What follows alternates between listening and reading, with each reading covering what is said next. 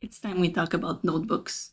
So I have a small collection of notebooks to show you, and that's not even talking about all the other ones that are lost to history. So paper preferences like pen and ink preferences are very personal, but today I'll share with you my thoughts about different type of notebooks and how they work with certain pens or certain inks and show you a little comparison between them. To note, I haven't tried hobonichi or tomoe river paper, and I'll be covering Leuchtturm, Rhodia, Clairefontaine, and Moleskine today. And I also brought some more art paper like mixed media and watercolor just to show you the whole picture. There are, of course, many other type of paper and many other brands, and sometimes even like cheaper paper like dollar store notebook can be very surprising. So you have to test and find out. And I wanted to include some tips and tricks for how to deal with cheaper paper, because sometimes you're forced to and you still want to use your fountain pens. All right, let's organize by brand. As you can see, I have a favorite color. So those are all full bullet journals and journals of all type. They are filled. So as you can see, I have a favorite. So first, I wanted to start with my least favorite notebooks. It is Moleskine. It's terrible. But for fountain pen, it's really not great. It's okay with ballpoints or even like pencils, but I mean, I'm using it for work, and this is my tarot journal. I mean, I bought them, I use them. You can still use them, but it's really not the best experience. Let me find a page that is not confidential. Also, on a side note, some of you find my handwriting very pretty, but sometimes when you write fast, it can be messy. I really take my time for the videos and do the prettiest handwriting that I can. So let's start with the worst offender, my least favorite notebook, and it's the Moleskine journal. It's just not a fun experience with fountain pen. It's really fine with ballpoints and with pencil, but as you can see, with fountain pens, I mean, it looks almost crispier on the iPhone cam, but as you can see, there's a lot of bleeding through. A lot of the ghosting, I don't mind that much, but the bleed through is very annoying. So if you use paler inks, like it's really hard to read with the bleed through. And then I feel like you can see a little bit of shading, but just forget about sheen or shimmer. It just all disappears. So if you have to use this journal, I think the best is using a very, very fine nib. Like I would use the like fine platinum pen, but even that is quite wet. So if you have like a very dry, very fine nib, you will have less of a bleed through and less of ghosting. As you can see, let me get some close-ups. You have some feathering also on some inks. And then I have this one that's like a branded Moleskine, but still a Moleskine. You see, those are those are tests for my boyfriend writing in my notebook with a fountain pen, and like it's really bad. Like the bleeding is terrible, and yeah, a lot of feathering, and yeah. As you can see, he wrote very nice things, and yeah, just me trying to But like, you see, like that's very terrible. Like, don't even try using flex pen on this. Like, impossible. So yeah, I'm still going through those because I don't want to be wasteful. And I'm still using fountain pen because I can't help it. Like, I could use ballpoints, but where's the fun in them? If you can, avoid those. Next, we have a Rhodia collection. And I have a lot of those. What I really like is that they are, I think, a little more affordable. And they have so many like different sizes and different formats. Like, you can get more notebook like small ones that are easy to carry around. If you like ring bound, you have some on the side, some on the top, and also dot paper, lined paper. Those are the two I have, but they have plenty more squares and everything. There's like small notepad for the journalists and bigger notepads that you can't rip the page. I think that for practicing handwriting, that's an upcoming video. I'll show you how to get better at handwriting, but basically the thing is I've spent hours and hours and hours just practicing alphabets. And let me show you. I think I have like the pilot parallel. Like, let's get a little close up. So yeah, I spent a lot of time just writing and practicing my handwriting. It's a very relaxing thing for me. So, to get back to Rhodia, I showed you before my ink journal, and the thing is with this one, it's yellow. Let's show you in comparison, like a white pad. If I had to go back, I probably would not use this because you can't get the accurate ink color representation because it is cream / yellow. And on white, you can better tell. As you can see, I don't think I'm very far in that notebook. I could change my mind and use it for something else. But the paper is very nice, very smooth. There is a little bit of bleeding on wetter ink. Let's see the culprit on that one. Kujaku. I think Emerald of Shiver too is pretty, but mostly no bleed through. And you can get a lot of the, you can get a lot of the nice shading. Like, oh, look at that. So pretty. I should shine a light on there so you could see.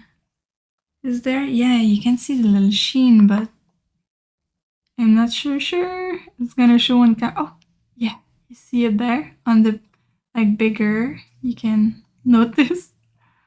It's so pretty. So you get a nice sheen, and also the shimmer ink shows very nicely. I think the trick for those is to have a paper that's not super absorbent, so it can dry and stay on the surface of the paper. Because the thing is with the Moleskine, it's just absorbing in the paper directly. So it's a very nice paper. Oh, look at that. I'm just a fan of inks, but where was it? My square. I wanted to show. Look at those.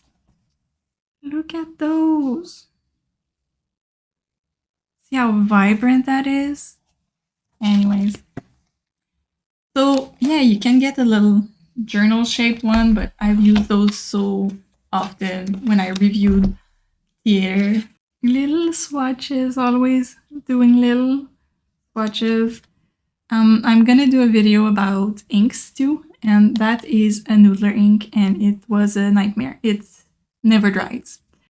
That's funny because it's the same, like I'm reading right here. It seems to be the same weight of paper, but I noticed that there's some variation between the Rhodia pads. As you can see, that one is less, like, how do I explain? Like this one is softer and a little more thick, I feel like. Can you see the lights? Let's do some comparison, detective work. But yeah, that one is a little more see-through and there's less sheen on it. Like you can see a little of the sparkle there. And all my little scribbles. I find that often the lined paper is a little better on the Rhodia pads. Well, that one is a little thicker. Who knows? It says 90 grams. That one doesn't say 90 grams. Like we're investigating, right? It doesn't say 80 grams. So that one is thicker. I'm so confused. If you have input to tell me on that. But yeah, you see that one? 80 grams. I'm very confused. So I think the pads, like the big pads, are the best to like practice your handwriting. But as you can see, all right, another thing, we're doing a deep dive. You're just hearing me ramble about paper, but it's a little shinier and softer on this side than on this side. And I've had issues with skipping on Rhodia. I think, like if we talk about Clairefontaine and the Leuchtturm, and even Moleskine, you see there are no skipping on Moleskine because it's just seeping the ink through. But yeah, I had a little skipping. If you have drier, you see, I wrote it there. One side is a lot smoother. It looks like it. Yeah. So good practice, not too expensive, but I've had some issues with the drier inks or drier pens. But if you have a big like flowy pen, or if you use like the big Pilot parallel pens, do I have more? So yeah, a little rambling about being stressed from a while back. Another note is like the big Pilot parallel were fine. I'll just well, I mean that's what you get from peaking. I also had a few issues with the more rounded stub nibs, like those that are more square. It was better. That I had a few skipping moments on the Rhodia. And then Leuchtturm. So I have those tiny Virgin notebooks. I have all those used journal and bullet journal notebooks. I like this one had the red one. Here. The red one had red little dots. It was very cute. Had some lines, some dotted, but as you can see, I really like that format. I like the size of it. I like how many pages. The thing is, I'm going out of order, but one of the main complaints about the Leuchtturm is the ghosting. But as I said, I don't mind a little ghosting. I think if it allows me to have more pages in a notebook, it's fine by me. Currently, I have my long form journal that is lined. I will not show that to you. So I made a few like samples, but those are with the glass pen. So I had a little issues. It's not very regular, but even then, just those that I put a lot of ink down to have a little shading, those blend a little bit, but when you find you a page that's not confidential, I'll block a few things. So there you have little swatches. Like I like how you can see so much of the shading, and it's a very smooth writing experience. So as you can see, like with those, I put down a lot of ink, but it's not terrible. Here you can see this little poem. Oh, this little poem is a great example of the ghosting, like you can see on the back of the page. So as for the Rhodia, you have many different sizes. I just have those different formats, and also the Some Lines a Day. I love that one. Let me show you the more recent one. So it's like 5 different sections, and you write like every day. And then when it's filled, it's very fun to see like, oh, this day from the last 5 years, what happened. And that's a more quick overlook than going through all of your bullet journal or all of your long form journals. So I really like that one. I started my second one. They have many other sizes and like soft covers or hard covers, and like bigger one, they have blank pages and many different styles to choose from. I personally like the dotted one for bullet journaling, and then lined one for straight up journaling. So compared to, let's say, a white, it is slightly cream color. It's soft on the eyes. It's pretty nice. I like it. I couldn't find an example. There might be some small feathering if you have like very wet, very fluid inks. I think it's the great in between, like good enough paper and a lot of pages. And finally, I talked about it a few times. My favorite paper is the Clairefontaine one, but the big but with this is that it's not as pretty.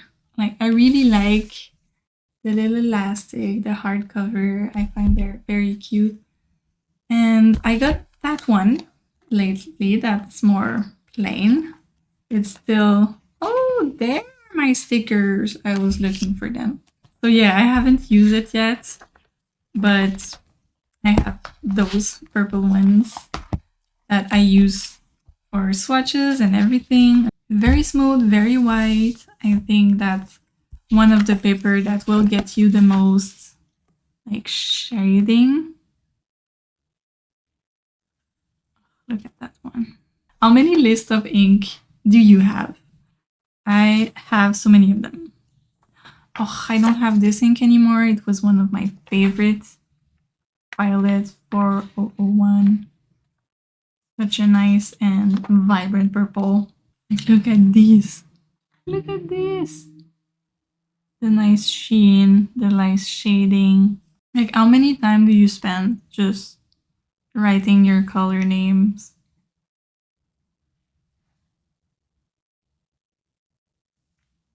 That one is one of my favorite inks ever. So you get some very nice shading on this paper. But yeah, the form factor is like a little meh for me. And so sometimes I will be using like mixed media notebooks to swatch my inks, because you can really pull it on there and it will show you the nice shading and sheen.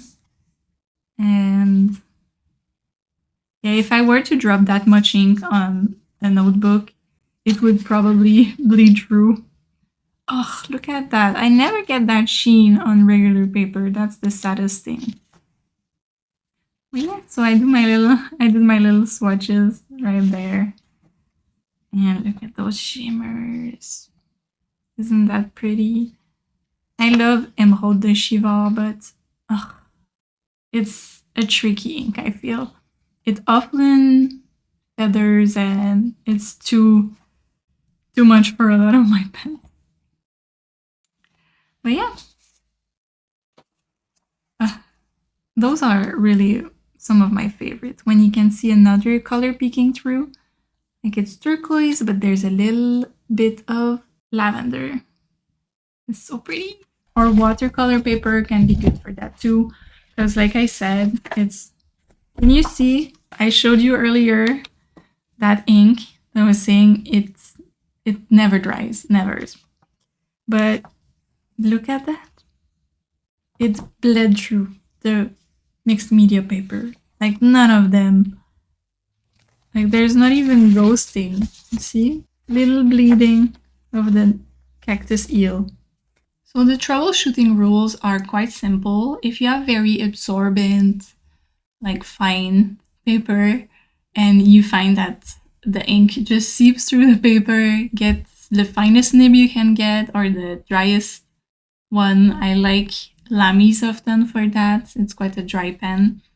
So with a drier ink, like which would be drier?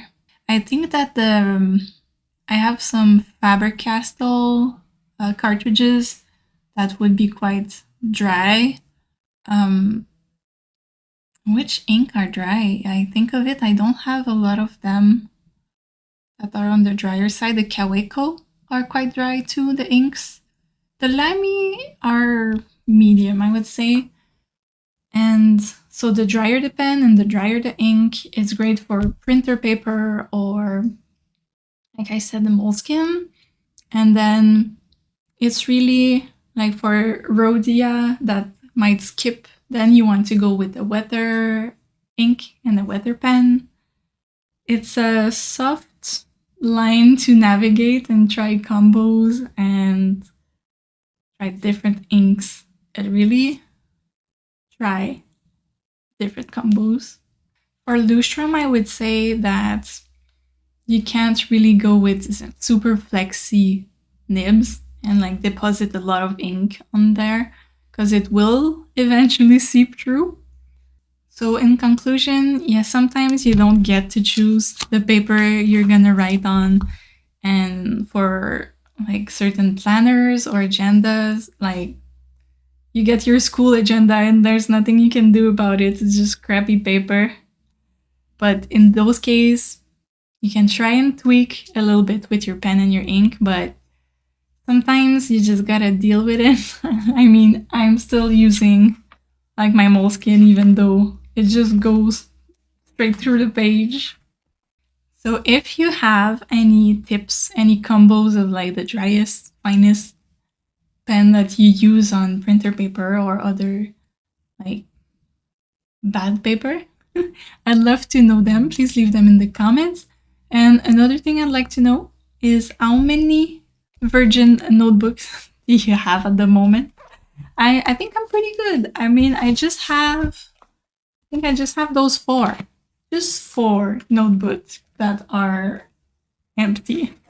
I used to have a lot more, but I've quite slowed down.